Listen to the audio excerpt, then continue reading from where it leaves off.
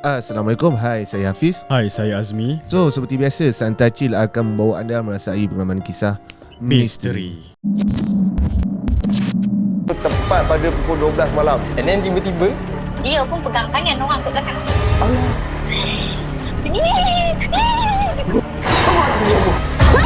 Kau tahu tak, aku nampak apa? kau nak mati ke? Dia menari tu, dia terpancing-pancing tu kan.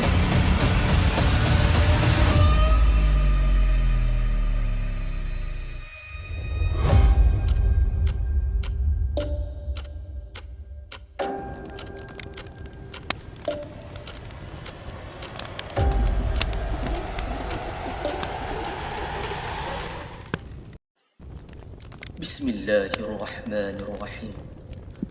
وقل رب أعوذ بك من همزات الشياطين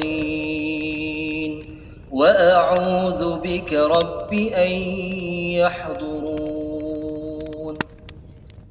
Dan katakanlah, wahai Tuhanku, aku berlindung kepadamu dari hasutan syaitan-syaitan, dan aku berlindung kepadamu, wahai Tuhanku, supaya syaitan-syaitan itu tidak menghampiri. Okey guys, seperti yang kita tahu, malam seram kita akan hidangkan kisah-kisah seram kepada viewer-viewer Santai Chill kita. Ya, selain kisah seram, kita juga menyajikan kisah-kisah mistik dan juga misteri khusus kepada pendengar Santai Chill. Kepada anda yang sedang menonton video pada malam ini, kami ucapkan terima kasih. Jangan lupa untuk tekan butang like, share dan juga subscribe. Yang dah subscribe, thank you so much. Okey, kepada anda yang nak menjadi sebahagian daripada keluarga Santai Chill, bolehlah menyumbang sebanyak RM5 saja sebulan. Dan kepada korang semua yang ingin jadi ataupun nak masuk ke channel Telegram kami, iaitu Santai Chill Family, korang just boleh join. Dekat situ korang boleh dapatkan information ataupun sembang-sembang santai dengan kami. InsyaAllah kami akan update info-info semasa dan juga meet and greet dalam tu juga. Okay? Okey Meh, kita pun dah tak sabar nak tahu siapa pemanggil kita. Dan pastinya kali ni pemanggil kita adalah pemanggil yang baru. Yes. Yang ingin disampaikan kepada tetamu-tetamu kita. So kita pun dah tak nak buang masa ni, kita perkenalkanlah siapa pemanggil kita pada malam ini. Hello. Hello. Boleh perkenalkan diri dulu? Boleh. Hai, saya Nurul. Hai. Saya berasal daripada Kota Tinggi Johor dan saya berumur 35 tahun. Okey, apa khabar Kak malam ni? Khabar baik. Alhamdulillah. Okey Kak, pada malam ni kisah seram apa yang ingin dikongsikan kepada Santai Chill? Okey, akak dah umur 35 tahun. Jadi tahun akak lahir pula tu pada tahun 1987. Jadi pengalaman akak ni kebanyakannya daripada semasa akak kecil lah. Dengan bersama dengan orang-orang lama. Macam menarik ni Kak. Sebab arwah atuk akak tu kira orang lama lah kan. Jadi pengalaman orang lama ni biasanya lain sikit. Ya, lebih ekstrim orang kata lah. Betul. Faham. Okey, kita pun dah tak nak buang masa Kak. Kita teruskan kisah seram Kak yang pertama. Dipersilakan.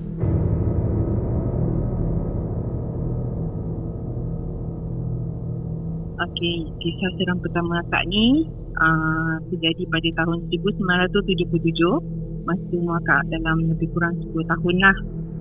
Okey, akak cerita sikit background akak punya family. Arwah atuk akak berasal daripada pulau besar Mesing. Dikenali sebagai orang pulau lah. Nelayan, masa zaman muda dia nelayan dan juga askar. Telah berhijrah ke Felda, naik ke Kota Tinggi lah setelah menetap kat situ. Okey, arwah bapa akak pula adalah seorang askar juga. Cerita yang pertama akan nak kongsi ni tentang pedang samurai. Arwah bapa akak ni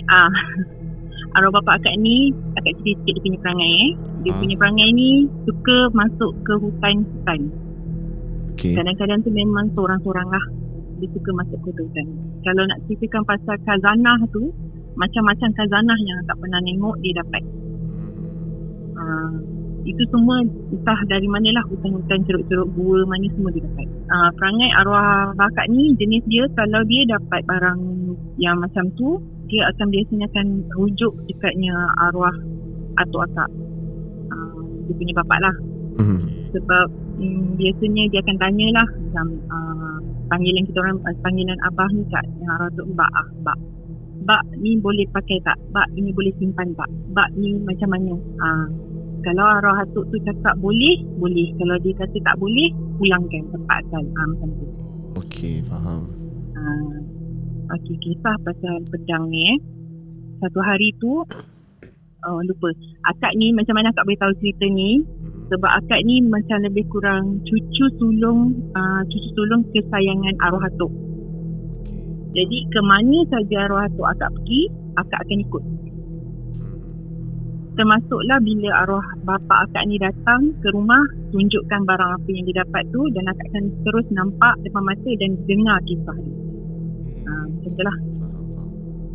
Okey, pedang samurai ni masa tu dia dapat masa akak lebih kurang 10 tahun tak salah tak. Dia masuk ke dalam hutan dan akak tak berapa ingat detail dia kan, masa tu kecil lagi. Hutan mana, gua mana, akak tak berapa ingat. Yang penting akak ingat dia cakap dia dapat pedang ni dekat dalam sebuah gua dalam hutan. Masa tu dia seorang je. Dia masuk ke gua tu sebab dari jauh dia nampak satu kilauan. Gua tu gelap kan, tapi dia boleh nampak satu cahaya ataupun kilauan dekat dalam gua tu. Itu yang tertarik sampai dia boleh masuk ke dalam gua tu.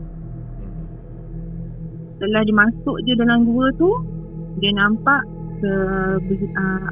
sebilah pedang samurai tu terapung kat tengah-tengah gua tu. Dia tak ada letak atas batu ke tergantung, tak, dia memang terapung. Masa arwah abah dah datang ke situ, dia terus macam nampak macam satu barang barulah pada dia kan. Jadi dia pun pergi ke tengah gua tu dan memerhatikan keliling lah, tengok ada orang ke, ada dia punya tuan ke apa ke. Tapi dia pasti memang tak ada apa-apa, dan dia cuba ambil pedang tu.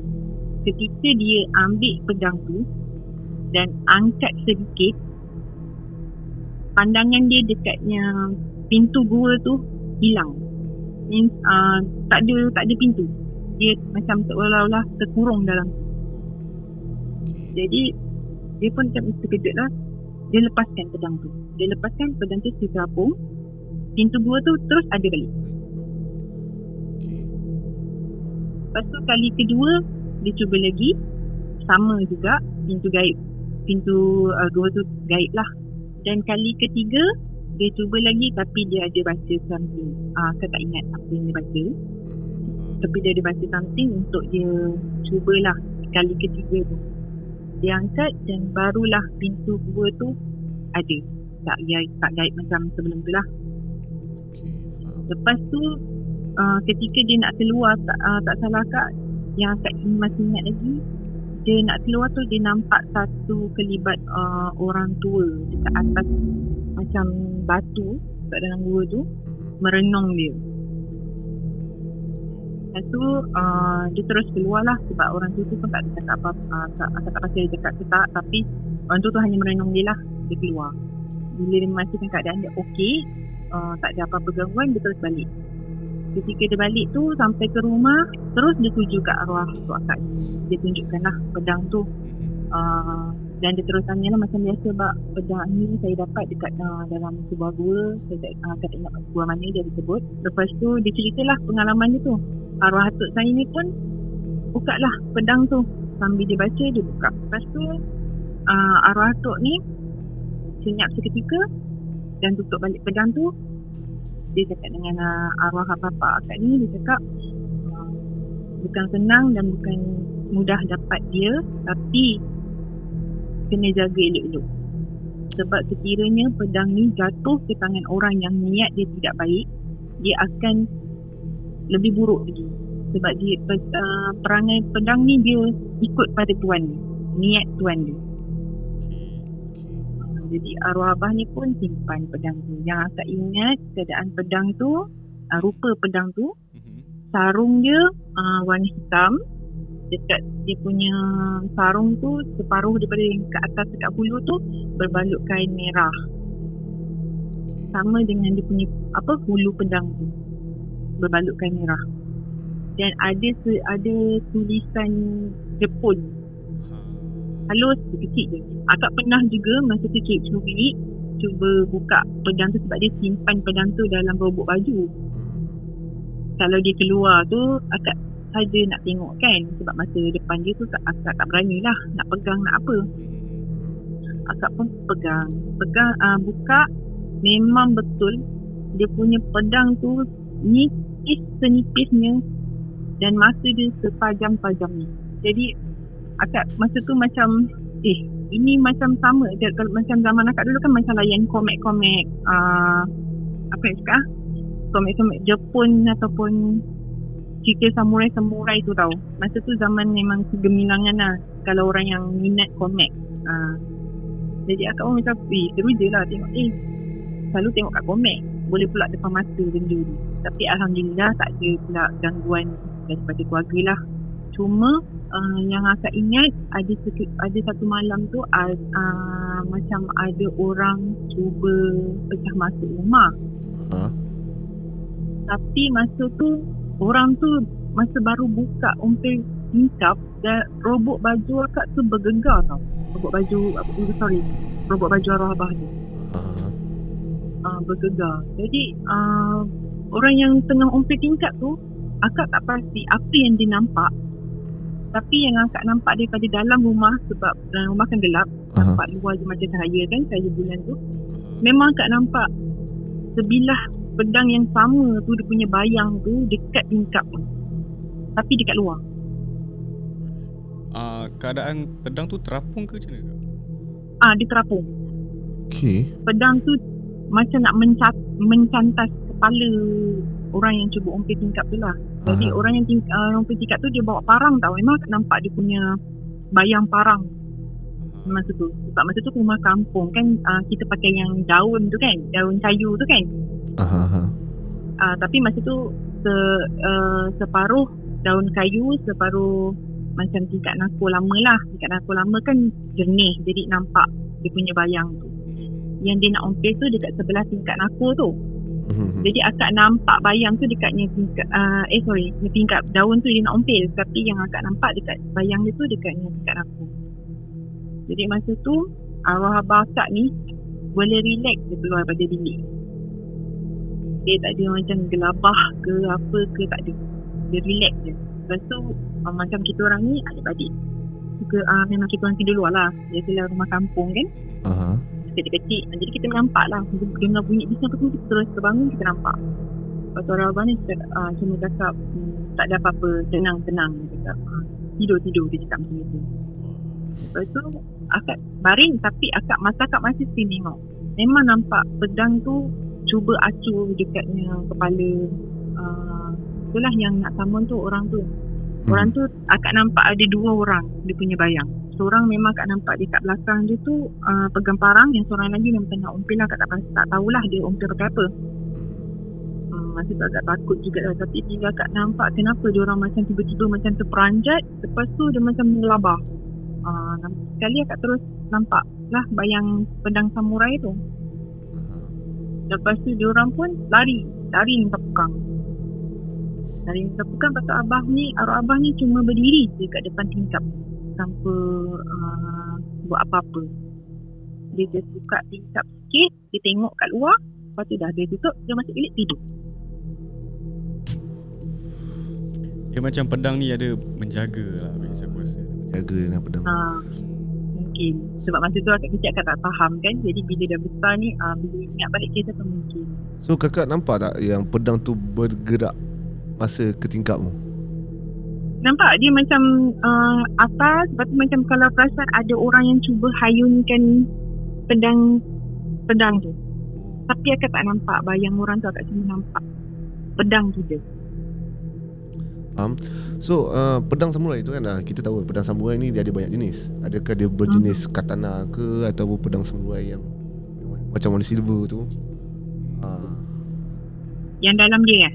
Dalam dia tu. Dalam dia warna silver lah. Kalau salah akak lah warna silver. Okay. Pada awalnya Pis, bila akak bercerita tentang penemuan pedang di dalam gua, aku menjangkakan bahawa pedang ni mungkin merupakan peninggalan tentera Jepun pada masa dulu. Yalah, kita sedia maklum bahawa Malaysia kan pernah dijajah oleh pihak Jepun dulu kan. Tapi bila akak cakap yang pedang ni terapung, aku macam, uish, ini something yang mistik. Faham. Dan saya pun dah nak ingin tanya juga, masa ayah kakak tu ambil pedang tu kan gua hilang kan? Pintu gua tu hilang. Tertutup. Tertutup kan? Betul. Maksudnya Terus hilang. Maksudnya hilang tu macam mana? Maksudnya dia tertutup sendiri perlahan-lahan ataupun dia terus hilang dalam pandangan? Kelip mata. Hilang terus daripada pandangan. Yang arwah abah akak nampak hanya dinding gua sahaja sekeliling dia. Tak ada pintu gua. Faham? Lanjutan daripada kisah ni, akak tahu tak apa kaitan pedang ni sebenarnya? Akak tak pasti, akak tak berapa ingat lah. Cuma yang akak ingat, pedang tu memang sentiasa dengan arwah bapa akak ni. Tapi dia taklah bawa bulu kilir, cuma dia simpan je lah kat dalam kerubuk baju dia tu. Tapi setelah arwah bapa akak meninggal dunia, pedang tu terus hilang. Pedang tu terus hilang macam tu je. Lepas kita orang cari, geledah, dan memang tak ada jumpa. Bayang pun tak ada sarung ke apa, semua tak ada. Memang hilang macam tu. Sebab akak ingat tempat yang dia letak. Walaupun dalam robot, tapi ada satu dia letak. Tempat dia tu dah biasa dia letak kan. Jadi kita tengok memang tak ada. Okay, akak pun ada bercerita tadi yang akak pernah pegang pedang tu, betul? Betul. Apa perasaan kakak masa pegang pedang tu? Ada rasa energi ke yang luar biasa ke, ataupun hanya biasa saja? Masa akak pegang pedang tu, ada satu perasaan macam teruja tau. Macam teruja. Tapi akak macam sebab mungkin akak fikir masa tu teruja pasal kita nampak depan mata kan.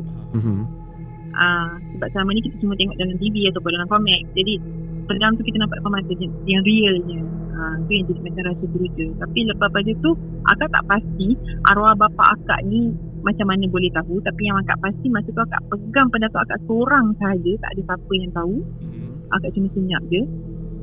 2-3 hari lepas tu, masa akak tengah hidangkan air dekatnya arwah bapa akak ni, bapa akak ni cakap sambil berseloroh lah. Dia cakap nak pegang barang abah boleh, tapi lain kali bagi tahu dulu. Dia cakap macam tu.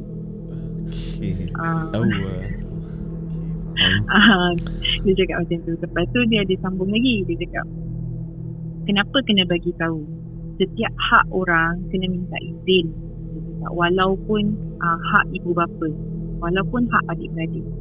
Dia cakap macam tu. Sebab tak semua barang abah ni pun boleh dipegang, boleh disentuh. Dia cakap macam tu. Betul. Ada sebabnya lah. Sebab tak semua benda kita pegang ni orang kata ada risiko dia. Lagi-lagi pedang. Waktu tu pula akak berumur 10 tahun. Apa orang kata relevannya seorang kanak-kanak berumur 10 tahun pegang pedang? Mungkin boleh jadi macam-macam yang membahayakan. Betul. Betul. Dan ada satu lagi soalan kak. Akak pernah nampak tak ayah kakak berinteraksi dengan pemilik pedang tersebut? Tak pernah. Sebab arwah bapa akak ni, kalau dia buat sesuatu, dia akan kurung dia dalam bilik lah. Bilik tidur dia lah. Tapi tak pernah pula dengar dia bercakap ke apa ke, tak pernah. Cuma arwah bapa akak ni dia garang tau. Dia memang yang seorang garang dan tegas. Kalau kami ni adik-beradik semua macam takut tau dengan dia. Sampai kata orang tu nak angkat muka, nak tentang mata pun jadi takut. Okay, faham.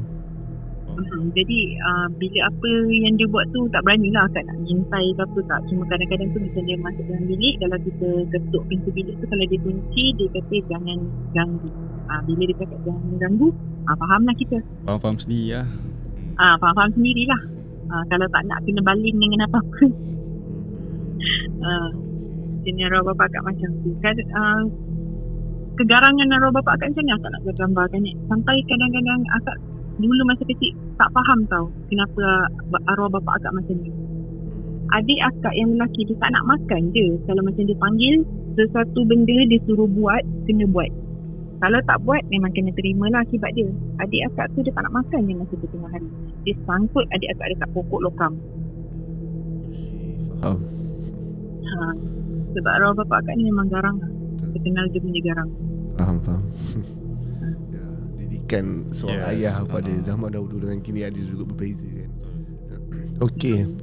Kisah pedang yang bagi aku, ini first time aku dengar. Selalunya orang jumpa keris, lembing tapi ini pedang kan. Sebab kita tahu pedang ni bukanlah salah satu senjata asal daripada kita punya Nusantara ni kan. Dan pastinya pedang ni memang asalnya daripada belah banyak benua dan belah Eropah pun ada juga. Yes. Jadinya nak katakan tentera Jepun pun aku pun tak pasti. Tapi pastinya pun kalau kita tengok sejarah pun Hantua pun pernah sampai ke Jepun. Dan kita pun berjaya menjadikan hubungan diplomatik antara Jepun dengan Melaka. Lalu Selat Melaka. So tak mustahil senjata-senjata tu adalah daripada sana juga. Wallahualam. Okey, cerita yang menarik kan. Nak kata macam cerita Ahmad Albab pun lebih kurang juga. Dalam gua jumpa pedang kan. Itu tutup semua.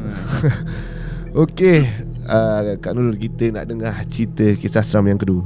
Okey, cerita kisah seram yang kedua ni tak adalah kata orang terlalu seram mungkin pada orang lain. Cuma dia menjadi dan tanya lah. Pada tahun 2002, masa tu akak berumur 15 tahun, akak dikejutkan satu berita di mana arwah bapa akak telah pergi meninggal dunia lah.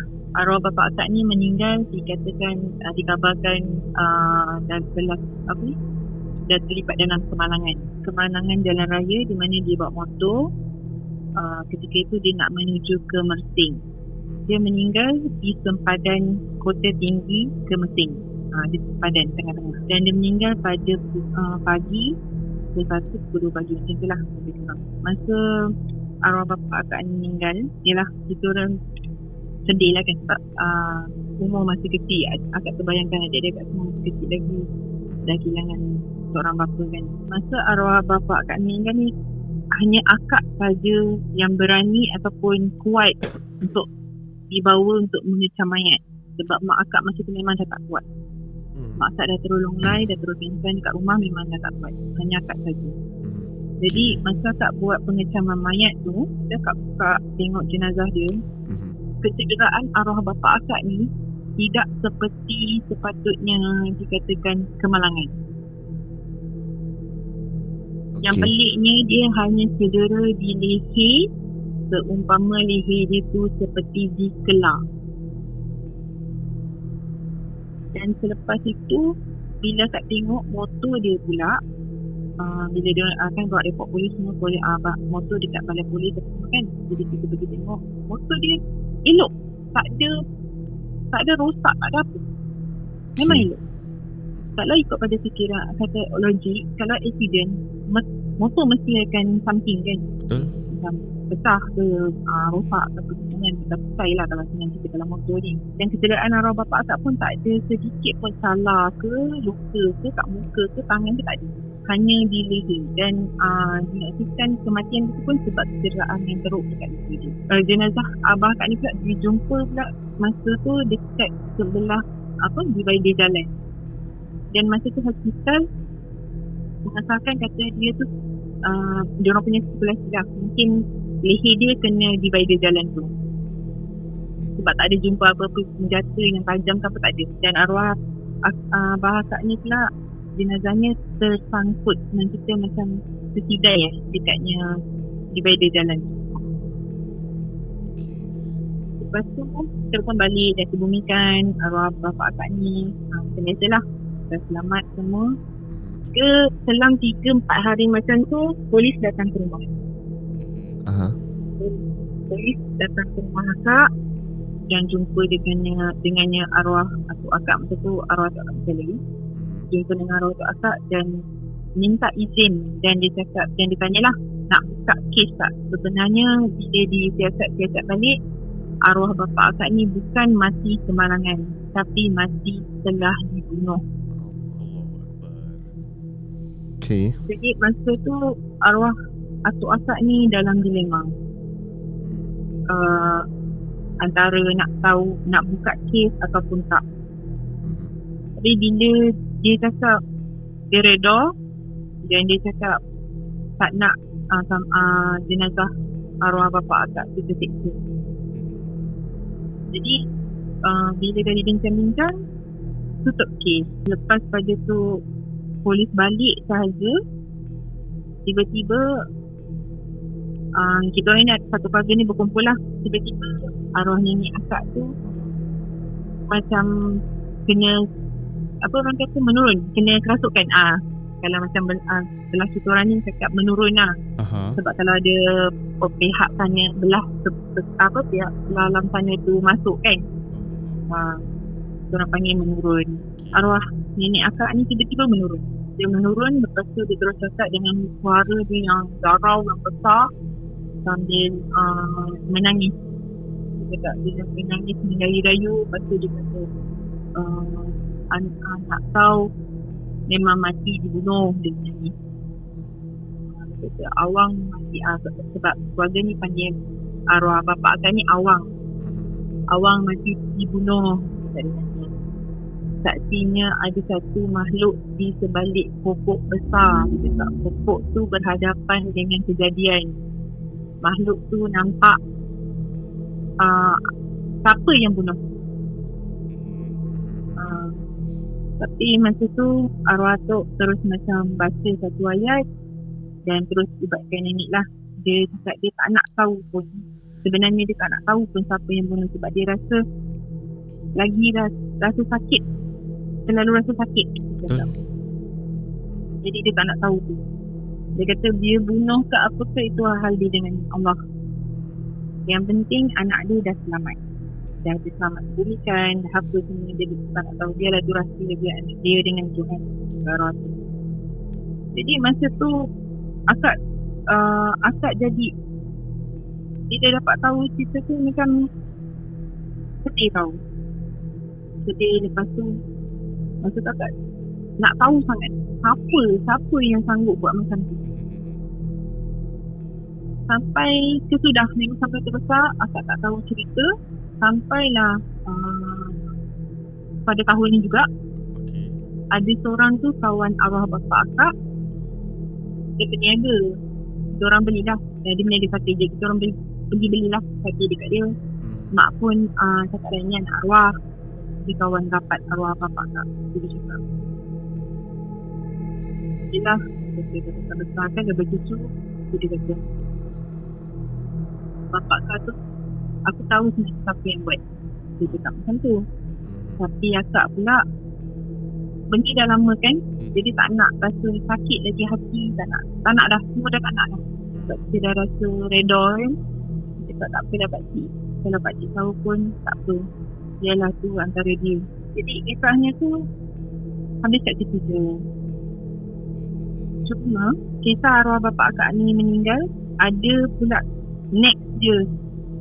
Susulan dia senang cerita, ada satu lagi kisah susulan dia. Itulah kisah yang untuk akak nak ceritakan. Yang kisah ketiga ni memang ada sangkut paut lah dengan kematian arwah bapa akak. Selepas 3 bulan arwah bapa akak pergi, kami satu keluarga mengalami penyakit yang aneh, yang misteri. Mana semua terus muntah-muntah darah, cerit-berit. Bila pergi hospital, doktor cakap tak ada apa-apa, gas gastrik je. Tapi bila balik rumah memang semua lembik. Semua memang adik-adik arwah abah ni ada 2 orang perempuan. Abah nak sulung. Yang makcik akak 2 orang ni dua-dua dah lembik. Arwah nenek pun sama, jatuh sakit. Kecuali cuma akak dan juga arwah hatu akak. Arwah hatu akak dengan akak ni tak kena. Tapi yang pelik ni 3 orang tu terus tombang lah. Terus muntah-muntah darah, cerit-berit. Jadi arwah hatu akak ni ikhtiar. Dia cuba ikhtiar cara dia lah. Bila dia ikhtiar, tak boleh juga. Macam okey pagi ni, nanti malam dia kena balik. Ataupun ikhtiar lah cari jumpa perawat perubatan secara ni lah. Sebab dia rasa ni memang bukan sakit biasa lah. Betul. Sebab orang tua tahu kan, dia tengok daripada cara tu semua dia tahu. Jadi dia kata ni bukan sakit biasa. Dan doktor memang takkan boleh ubat. Jadi dia pun panggil kawan dia. Jadi kawan dia tu pun datang ke rumah. Masa kawan dia datang ke rumah, semua tu akak nampak dengan mata akak sendiri. Dia cakap hari ini kawan cuma boleh tabur keliling rumah. Dia bawa satu beg garam kasar. Dia tabur keliling rumah sambil dia baca-baca lah. Dia tabur keliling rumah. Lepas tu dia cakap kita tengok besok malam. Dia cakap. Jadi masih dengan nenek akak ni still lagi sakit lah. Sakit muntah-muntah, tak boleh makan apa semua. Lepas tu bila besok malamnya tu dia datang balik. Dia panggil arwah atuk akak ni. Dia tunjuk sesuatu dekat halaman rumah tu yang bersih. Nenek akak ni jenis pembersih tau. Walaupun selai daun pun dia memang akan sapu hari-hari. Dan halaman rumah akak ni, halaman rumah arwah nenek akak ni jenis berpasir merah tu. Jadi masa kita orang keluar masuk halaman ni tak pernah nampak pun ada sesuatu yang pelik dekat laman tu. Tapi masa orang tu datang dia tunjuk sesuatu dekat laman tu. Dan dia cakap nampak tak tanah ni basah. Dia kata tanah lain kering tapi dekat bahagian tu basah. Okey, so dia pun korek. Dia keluarkan sesuatu lah. Mana barang yang orang buat untuk sihir. Jadi dia keluarkan tu dia bawa masuk dalam. Bila masuk dalam tu diikat barang sihir tu dengan benang kuning. Disangkutkan benang tu antara ke kanan dan ke kiri lah. Jadi benda tu macam tergantung. Dia lilit dan dia sangkut. Jadi dia tergantung tengah-tengah. Lepas tu dia baca sesuatu lah untuk mungkin cara dia nak buka barang tu. Tapi yang tak pasti lepas dia baca 5 minit macam tu, tiba-tiba barang tu berasap yang macam kena bakar, yang baru lepas bakar tu berasap asap. Tapi aku tak ada lah, cuma berasap macam tu. Jadi perawat ni cakap, dia kata harap kau jangan terpanjat lah. Dia cakap arwah tu jangan terpanjat lah. Dia kata apa sebenarnya bahan yang digunakan kat dalam ni. Dia cakap jadi arwah tu kata baiklah. Dia kata kau buka je lah, dia kau cakap apa dia. Jadi kawan pada arwah tu ni pun buka. Bila dia buka benda tu macam bungkus kuning tu, kuning yang diikat. Dililit tu kuning. Dia buka sahaja, dalam tu ada rambut, ada paku, ada tulang. Yang lain tu akak tak kisahlah lagi. Sebab dah biasa kan tengok rambut dengan paku tu dah biasa. Tulang tapi yang peliknya tulang. Dan tulang tu yang sebenarnya yang jadi sangkut paut dengan yang arwah bapa akak. Dia cakap dengan arwah atuk ni, Man, kau tengok ni tulang. Kau tahu tak, ini tulang ayam selasih. Ayam selasih. Tahu tak ayam selasih? Ayam warna hitam. Ya. Ayam selasih dia cakap. Dan tulang ini dicalik dengan darah arwah anak kau. Jadi arwah atuk ni macam terpanjat dah juga kan. Dia kata mana dia dapat pula darah ni. Anak aku dah tak ada kan. Takkan dia korek pula kubur kan. Orang mati mana darah dah. Lepas tu perawat tu kata darah ni diambil ketika kejadian anak kau kemalangan. Maknanya yang buat ni dia ada dekat tempat kejadian tu. Ya. Akak tak pasti orang yang sama ke yang buat arwah bapa akak ataupun kan. Tapi yang dia kata orang tu tahu arwah bapa akak mati dekat situ sebelum mayat dia ditemukan. Jadi dengan tu dia buat sihir lah untuk keluarga kami ni, untuk merana. Cuma satu je dia punya ni, kenapa arwah atuk ni cakap lah, tanya kenapa dia buat. Dia dengki. Dia rasa arwah atuk ni macam bahagia mungkin dengan anak tu semua. Jadi dia dengki. Biasalah kita punya orang kita ni kan tak habis dengan tak dengki. Betul. Kalau nak cerita pasal sihir ni banyak kali dah. Keluarga atuk ni, keluarga akak ni memang kena. Akak ni adik-beradik ada 5 orang. Tapi akak dengan adik akak yang lelaki, 2 orang tu sahaja yang duduk dengan arwah atuk sebelah abah. Yang lain semua duduk sebelah arwah nenek. Arwah mak. Sorry, mak duduk sebelah mak. Dan mak dengan abah arwah bapa akak ni satu kampung. Jadi rumah arwah atuk sebelah abah dengan rumah mak ni tak jauh. Arwah nenek ni tak jauh. Tapi kita orang ni daripada kecil memang macam tu duduk dia. Yang separuh duduk dengan abah, separuh duduk dengan nenek, mak. Jadi nak jumpa pun tak ada susah sangat sebab tak jauh pun. Jalan kaki pun boleh. Faham. Jadi dekat sini akak pula cucu sulung. Mungkin masa tu mak cakap lah cucu sulung. Jadi macam keluarga belah abah ni lebih nak sangat jaga akak. Sebab tu bila kejadian-kejadian pelik ke apa tu semua akak nampak. Jadi lepas pada dah rawat apa semua, alhamdulillah okey, keluarga kita orang pun nenek dan makcik-makcik semua sihat, alhamdulillah. Okey. Kisah kedua ni Mi. Aku tak apa, aku ada benda nak bertanya dulu kan.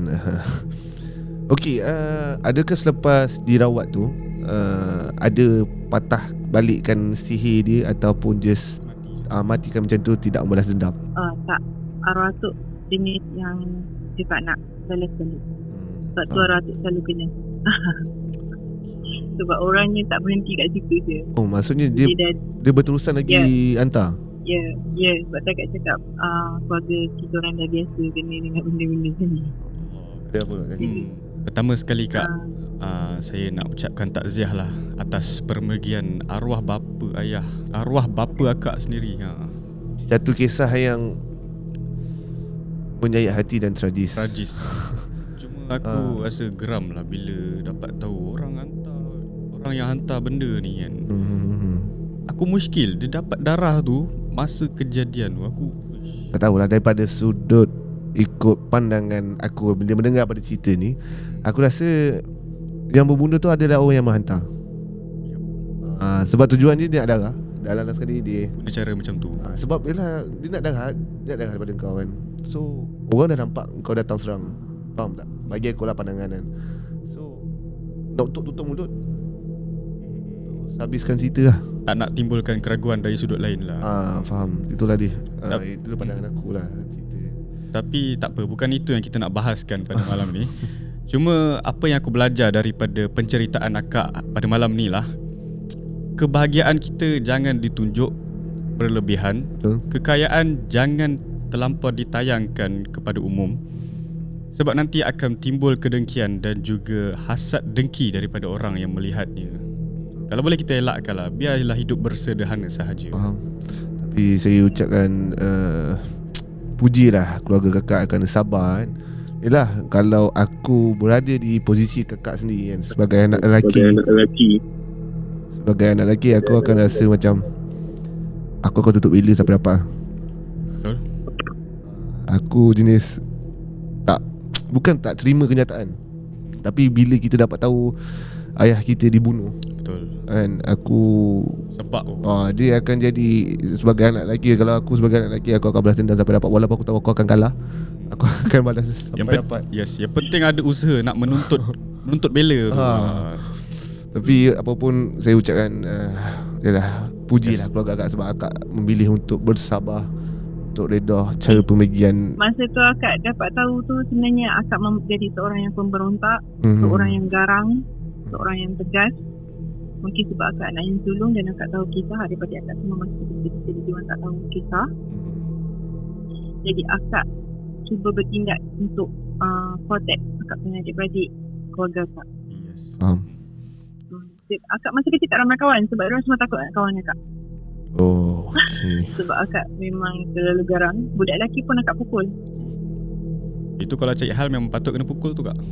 Memang akak hempuk dengan kerusi sampai patah dan kena panggil dengan guru kaunseling. Tak ada ubat tu. Betul, tak ada ubat tu.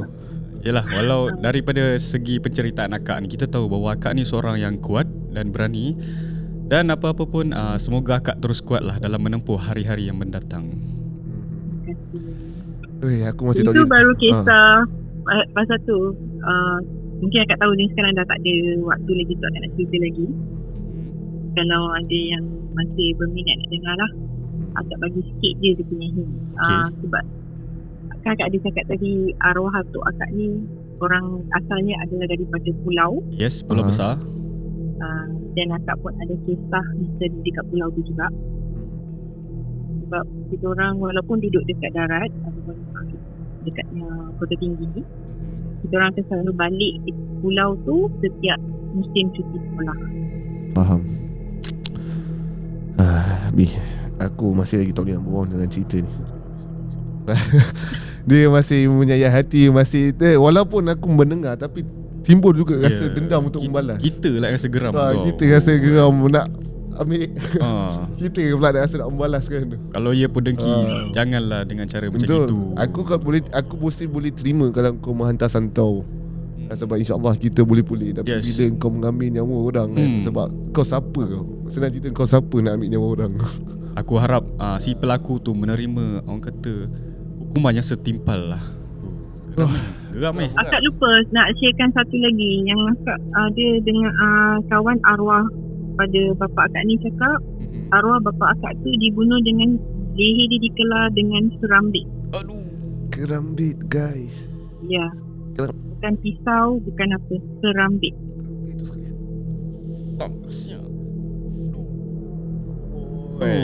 Dia kejam ni. Itulah. Cukup agak kita orang ada cukup meremang ni kak. Dia bukan cukup memak, cukup geram pun. Geram, marah dia. Tak boleh cakap, aku tak boleh cakap ni. Yes. Tapi apa-apa pun terima kasih kepada akak kerana sudi berkongsi cerita yang agak menarik dan juga sangat memberi kesan yang mendalam kepada kita semua. Terima kasih kak. Terima kasih. Okey, terima kasih. Terima kasih pada yang sudi mendengar. Minta maaf kalau cerita kak tak berapa menarik ataupun tak panjang dan pendek-pendek je. Tapi apa yang kak cuba sampaikan dekat sini adalah memang kisah sebenar yang telah berlaku lah dalam hidup akak. Akak ada nasihat untuk viewer-viewer kita berdasarkan kisah akak ni? Okey, akak cuma nak sampaikan dekat sini hargailah orang yang kita sayang. Lagi-lagi mak bapak kita. Sebenarnya selalu perit, selalu sakit kalau kita kehilangan daripada abah ataupun mak kita lah. Sebab korang tak akan faham macam mana perasaan kita masa kecil kita kehilangan sepatutnya tempat yang kita bergantung, tempat yang kita patut rasa kasih sayang. Tak kira walaupun dia jahat mana, tak kira walaupun dia segarang mana, dia tetap sepatutnya ada depan kita dan dia sepatutnya tempat kita bergantung. Setuju. Faham. Hilangnya dia, kita masih dah hilang arah. Betul. Tapi dekat sini akak cuma nak sihatkan kalau siapa-siapa yang telah kehilangan orang yang kita sayang, jangan mudah putus asa. Bangkit dan ingat orang yang masih ada. Contoh adik-adik kita, kalau ada mak, kalau ada ayah, tolong bangun, tolong bela dia orang. Okey kak. Faham. Mi ada nasihat Mi? Tak ada kak. Tak ada nasihat. Cuma itulah, terima kasih kak atas nasihat yang berguna macam ni lah. Betul, hargailah orang yang kita ada pada hari ini sebelum mereka pergi meninggalkan kita. Betul. Dan apa yang aku boleh dapat kisah pada hari ini ni ialah sabar dan jangan berdendam. Tu akan lebih kita merasakan kita tenang. Walaupun benda tu pedih, tapi at least kita akan rasa tenang daripada kita berdendam. Sebab bila kita berdendam lah, macam aku sendiri pun aku seorang pendendam. Kalau benda-benda macam ni kan, benda ni sukar untuk menerima. Ialah orang yang kita sayang, orang yang kita bergantung hilang kita tempat harapan kita dengan cara yang agak kejam bagi aku. Kejam dan bagi aku perit. Dan aku aku pun suka untuk bersabar kalau benda ni berjadi kat keluarga aku sendiri kan.